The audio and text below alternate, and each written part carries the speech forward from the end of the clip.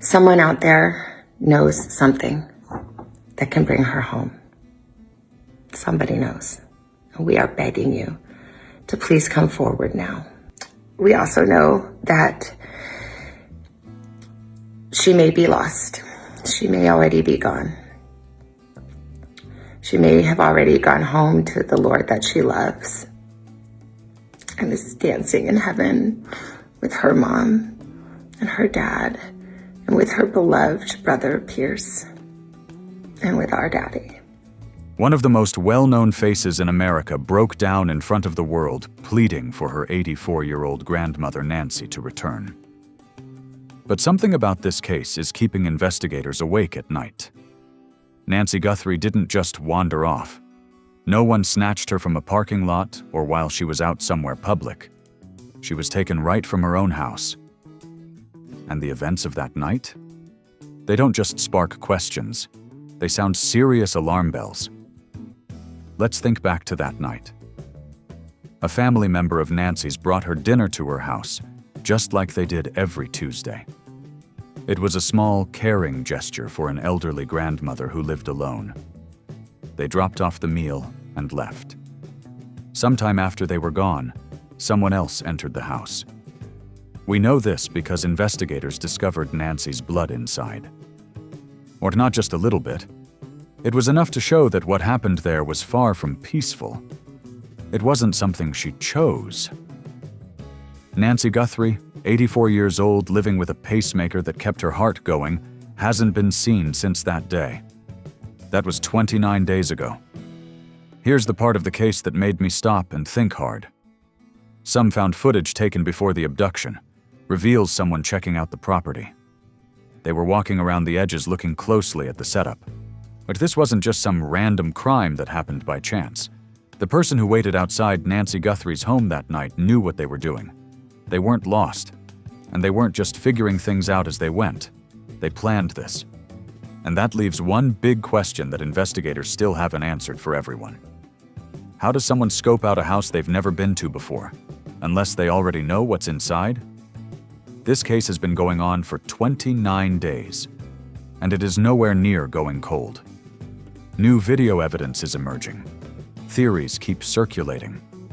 The more you dig into the specifics, like the family dinner, the blood, the footage, the timeline, the more one unsettling reality becomes clear. The person who took Nancy Guthrie knew that house far too well. Before diving into what the footage shows, or who investigators might have in mind, take a moment to subscribe to this channel if you haven't yet. Liking this video helps others discover this story. Or be sure to share it too, because Nancy Guthrie is still missing, and the more people who see this, the better chance we have of finding her. Stick around with me. Up next, we'll discuss those who were closest to Nancy and tackle a question her family doesn't want to confront. Every family hides things. Most of those things stay hidden. They're tucked away behind family meals, happy holiday pictures, and big fake smiles that make it seem like all is good, like everything is perfect. But when an 84-year-old woman disappears from a locked house, leaving blood on the floor and no sign anyone broke in, pretending everything is fine stops being an option. So today, we're diving into a place that feels uneasy, a place most people avoid talking about. Because after 29 days of questions, if there's one thing this case has shown us, it's that the most dangerous place Nancy Guthrie might have ever been was her very own home. Let's think about what someone from the outside would need to pull this off. First, they'd have to know the house's layout. They'd need to figure out where the cameras are. They'd have to learn her schedule, when she eats, when she sleeps, when family drops by, and most when she's alone. Now, that isn't the kind of stuff you can just Google. A random stranger wouldn't just guess all of that, right? To get those kinds of details takes being close. It requires access. It comes from somebody who's been part of that world long enough to piece everything together without needing to write it all down. So stop and think. Who in Nancy Guthrie's life would have had that kind of access? Let's talk about Tommaso Cioni. If that name doesn't sound familiar, start paying more attention. You're going to hear it again. Sione had a clear understanding of the household, the daily routines, and, as plenty of online chatter suggests, he also had a pretty solid grasp of the camera system in that house. Pause for a second to think about that. When you know where the cameras are aimed, you also figure out where they aren't.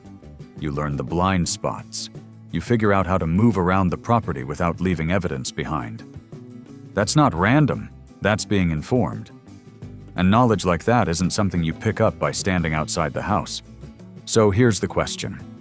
How does someone who's so close to the family end up knowing the camera setup this well?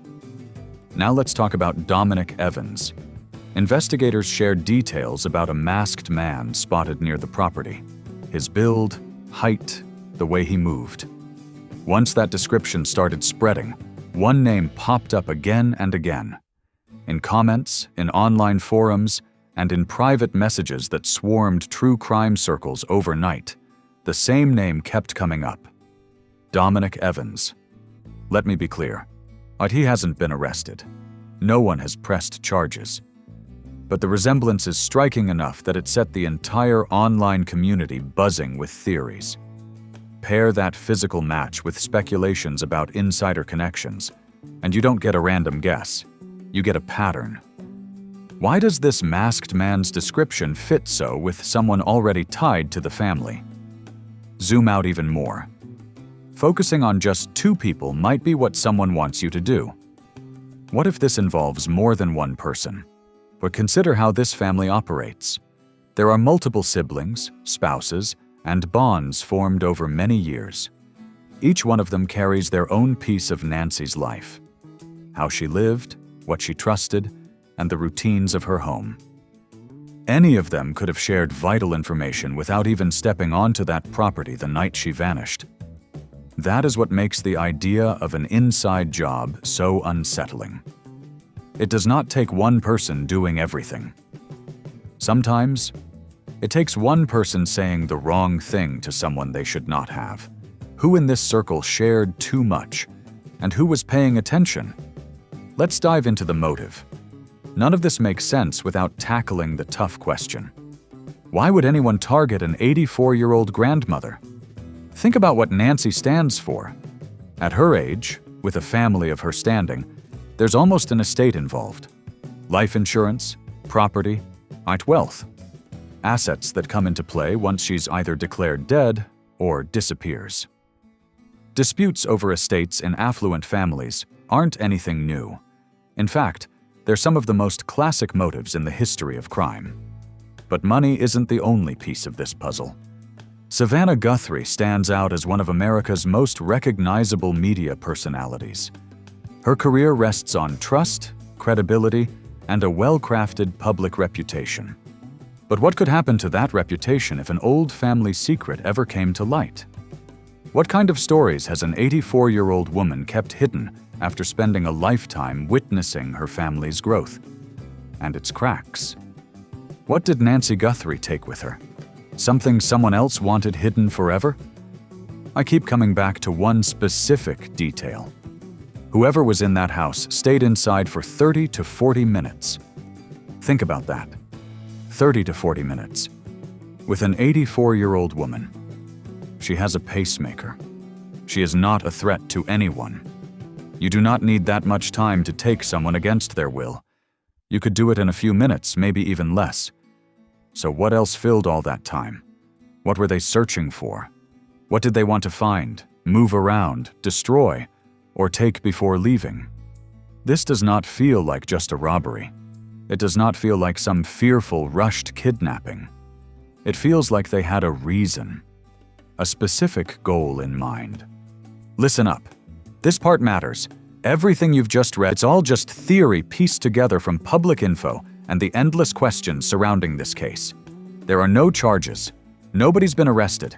Everyone tied to this family should be considered innocent unless proven guilty in court. Still, Nancy Guthrie is missing. The questions aren't fading anytime soon. What do you think? Share your ideas in the comments right now. Who knew the ins and outs of that house too well? when this discussion is far from over.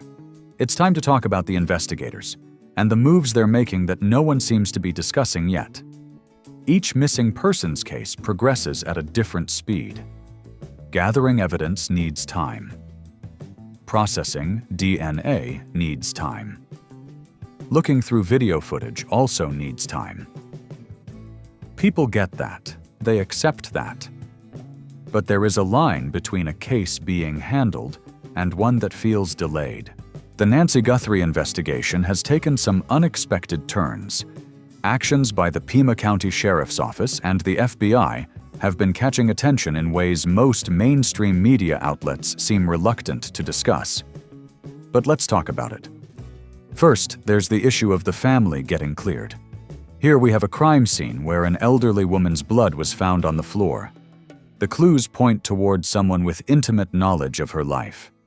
Yet, investigators were quick to clear the family of any wrongdoing. There wasn't the usual media focus on family interrogations. No prolonged or intense scrutiny of those closest to her. It all just happened fast and clean, almost like someone flipped a switch. How often does a complicated case like this rule out the most obvious suspects so fast? And then, they released the house. Or the last spot where Nancy Guthrie was seen alive, with her blood found at the scene, was returned from being an active crime scene. The public never got a clear answer about what occurred within those walls. Then, almost and without much notice, officials moved the command post from Tucson to Phoenix. Why would they move the base of operations for a missing persons case before finding the missing person? What's different about Phoenix that couldn't be addressed right there in Tucson, where Nancy lived, disappeared, and where every piece of evidence came from? Who decided this? And what was their reason?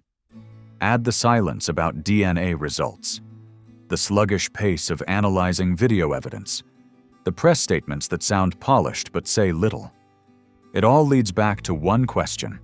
This community can't stop asking, even if it feels awkward to bring up.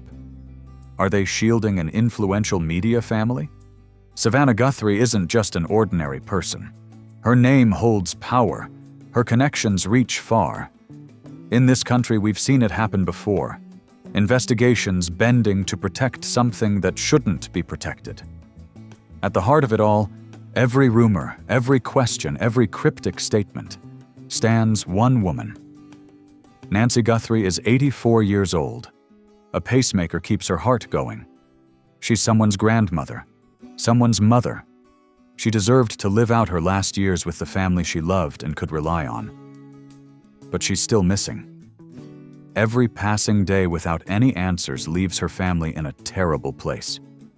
They either mourn out in the open, or they hold on to something the rest of us don't understand. Was it a stranger at the door?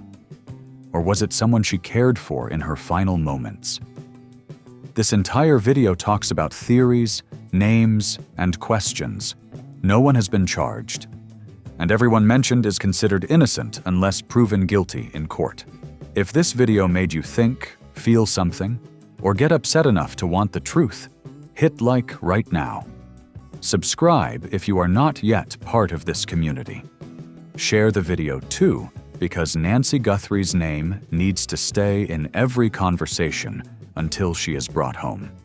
Share your thoughts below. What do you think? Was it an inside job or an outsider? This case isn't finished yet.